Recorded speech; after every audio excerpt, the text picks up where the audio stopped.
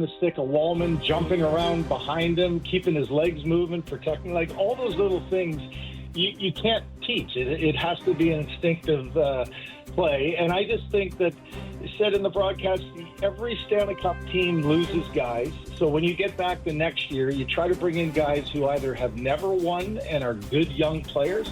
Like for me, as a 20-year-old coming into Edmonton in my third year in the league, you're in the Stanley Cup playoffs. Now all of a sudden you're in the finals. The older guys love having somebody who is experiencing it for the first time and has that drive, like, this is what I've been dreaming about my whole life. It adds energy to guys who have been there before and have done it. But it also can be a guy at the end of the road and who has won before, who knows what it's take. He's lost before, so he knows what that feels like too, which quite frankly is important as well. You know what you didn't do the 2 times that you lost, or the little thing that made a difference that changed the series. And you had a guy like that, and that's what you're seeing from Brad, that's going, this is my chance. And do I think he can play this well for 82? No, but man, he has looked like he's got an extra step. He's looked like he knows that this might be his last chance ever in his life as a hockey player to win the Stanley Cup, and good for him. Like, he's playing like it. And it also then brings energy to the guys who have won it last year too, going, oh my God, we got to win it for him too. Like that's why GMs do those kind of things. Either a younger player that has the spark. For us, it was, Adam Graves, Joe Murphy, Peter Klima coming in, guys who had never been there before in 1990, and they did give us a spark too. Some of the guys who had won 4 Stanley Cups are like, let's win for those guys. It's even more valuable when you got a 1,000-point guy who's played, he played 175 playoff games, and you go, let's go win it for him. And it's just been a perfect marriage, hasn't it? And he's been, originally you're thinking it could be Bennett as the Conn Smythe, it could be Bobrovsky, but all of a sudden you're looking at Marchand. You got 6 goals in the Stanley Cup playoffs in the Stanley Cup final in 5 games. Like, how much more impact could you have as a player going into that role? Not much better.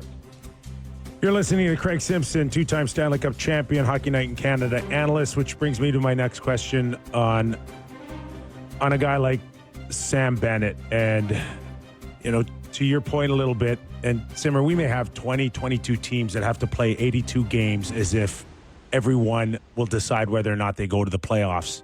Florida was not one of them. So could a guy like Bennett just pick and choose his spots over 82 games? Because, Justin and I have had a few conversations, weeks ago, maybe even a month ago, going, and Justin said it, I'm not paying $8 or $9 million for this guy to go score 50 points. But is he really a 50-point guy, or is he better than that? Because he is looking like he is a legit top guy and Mr. Everything right now, and we didn't really get to see that over 82 games. Is that just a guy just finding reason to not bring it every night in the regular season?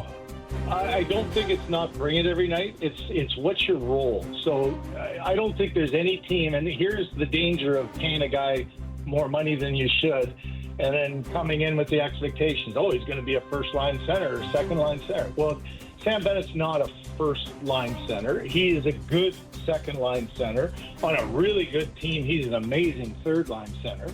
Like, if you had, I'll just look at Edmonton. If you had McDavid as the top, Draisaitl as the second, Bennett as a third, you're going, oh my gosh, but that's the spoils of riches. But I think that he's not an instinctively over-offensive guy, but you know what it's like in playoff time when it gets tighter, it gets tougher to find open ice.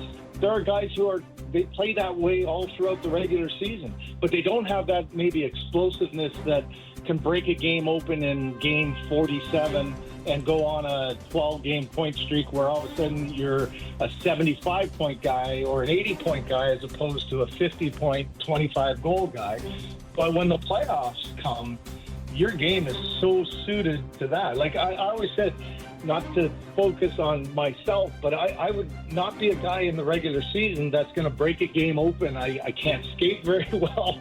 And but when the game gets tighter, that's my comfort zone. Like it's all of a sudden the game is the way that I'd like it to be played. You win a battle out of the corner, you battle in front of the net, you tip one in, you get a rebound, you get kick out for a one-timer. That's Sam Bennett's game. He can play that game throughout 82, but you're never really going to get the numbers. But all of a sudden in a, what are they at now, 22-game span, you are just playing your game, and it's not uncomfortable for you. If anything, it's uncomfortable for your opponent, and you flourish in it. Now all of a sudden you stand out because the game is played in that very different way than, as you guys both know, Game 0 to 82, there aren't a whole lot of games that are similar to this, right? The attention to how you have to play, and you got to win this battle. I've got to win a battle against the same guy each and every night, or the same 2 or 3 guys that I'm going to play against. And I get a comfort zone because that's what I love. Like, that's part of what Sam Bennett focuses on in how he can be effective. So in a 20, either 3 or 4 games that they're going to play here, it's so suited to the style of game that he has. And you can get on that kind of role that he has now, and he's always going to get a chance. And so I think the danger is overpaying and all of a sudden saying Sam Bennett's going to be our number 1 center. I think he would struggle. I think he wouldn't like that feeling. I think he's totally comfortable in the role that he has during the regular season. And as you can see now, for back-to-back or I guess 3 in a row now, but he was effective last year as well in the final. But this year he's taken it to another level. You know, that I think that's not the danger you have of overpaying a guy like that, but if I'm Sam, I go, like, I know my role, I'm comfortable with it, and he is flourishing right now and finds a way to be productive each and every night. Simmer, before we let you go, we'd be remiss if we didn't ask about the goaltending situation for the Oilers. What factors do you think they're considering most while making their decision about who to put in the net in Game 6? I don't know anything on that, but for me, it's got to be Stuart Skinner. I just think I understand why you went with Pickard. I felt Pickard was okay, but you know, you'd be kicking yourself as a coaching staff going, you know, we maybe should have gone back to Skinner. You look at the historical, Skinner's like a home run hitter, right?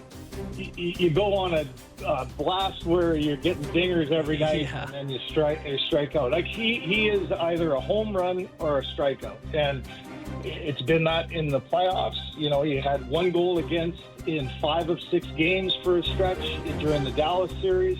Last year, he went 14 straight games with 2 goals against or less, and went 14-0. Like, that's a streaky guy. And I think that Pickard, it was probably the right call to go with him in Game 5. I didn't think he was great, and I don't think there's any question that you got to go with Skinner. And if you don't go with him, you probably can't have him back next year. Well, right. Yeah. You go with him and you give him the opportunity. Can you win 2 games in a row? Yeah, he's done that numerous times. Can he